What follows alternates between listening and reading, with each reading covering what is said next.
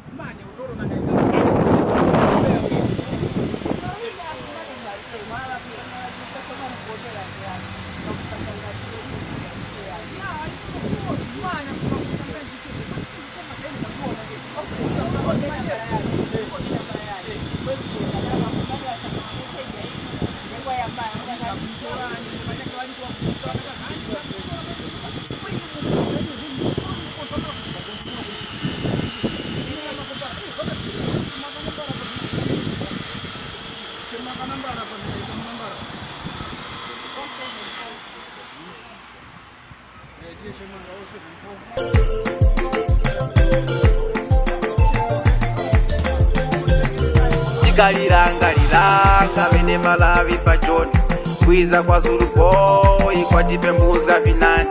Pembe kukanana kutimbana vamalira atu pachoni kuizira mwa Zuluboy watisambiza vinani kumakomete ya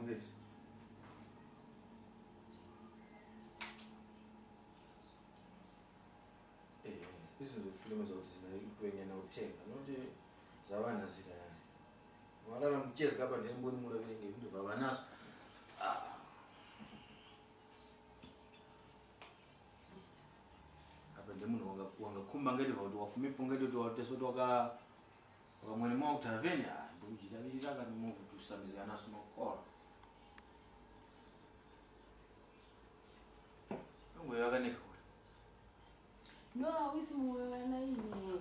Apa mzungwana kunilembera message yabo so ndiye mkuva kumzora. Chaliso.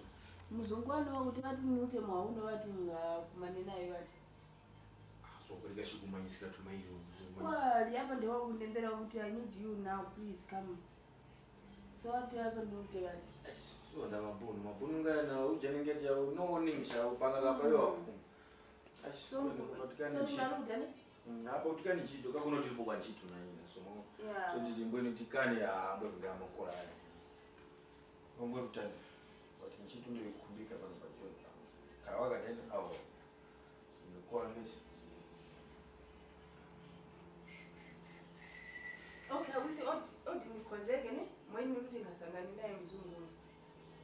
Hapa ndio wakumphala kutati wakundilindilira ndesona hapa kuli vindu wali kuli function so wakumbalinga move lepo bakira vindu. Alright. So tisangane ngeke. Kumbika la nyengo ngamphala nyimbo nyengo ndio kumbika. Mtu paka na 7 o'clock. Hapa ndio nakumphale okay odi numphale. Kwa mzungu akumphale oti mwamusambiza nyengo timwenge malivili nayo kumanya. Kwa mwamusambiza nyengo yoti mbwe paka na 5 o'clock mbwe nyengo kumakokora inera utawa kumanya wana woshitesha kumphale na woshita unyumba kumbawera kumalivilo. Nayo okora nyengo inera utawa unayo wangana woshita. Kwa sababu zungu nyengo kwazo zwa wendimu munji. Yeah, hapa ndio mutaka so. Mundu wavinjero nachitemwa suru boy isho wakumanya kusambiza na kuseka na bantu iyo suru boy ndikumumanya suru boy Nyamata wa makomede pajoni